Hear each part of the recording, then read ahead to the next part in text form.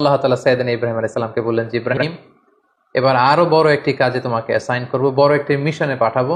সেটা হচ্ছে আমার ঘরকে তোমার আবার পুনর্নির্মাণ করতে হবে, অর্থাৎ রিকনস্ট্রাক্টিং দ্য কাবা।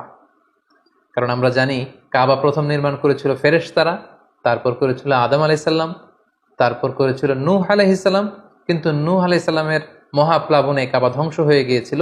সেটাকে আবার পুনর্নির্মাণের জন্য আল্লাহ তাআলা সাইয়েদনা ইব্রাহিম আলাইহিস সালামকে বললেন আবার মাইগ্রেট করো ফ্রম প্যালেস্টাইন টু মক্কা।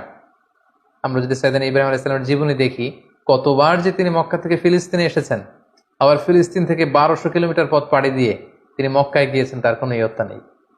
তিনি কাবা নির্মাণের জন্য গেলেন এবং সন্তান ইসমাইলকে নিয়ে কাবা নির্মাণ করলেন। আল্লাহ তাআলা বললেন ওয়াইদ বাওয়ানা লিইব্রাহিমা মাকানাল বাইত, আমি ইব্রাহিমকে I pointed out for Ibrahim the site of the house, Kaaba ঘরের সাইটটা আমি দেখিয়ে দিলাম, এটা কতটুকু উঁচু হবে, কতটুকু দৈর্ঘ্য হবে, কতটুকু প্রস্থ হবে, তার সবটুকু আমি ইব্রাহিমকে বুঝিয়ে দিলাম।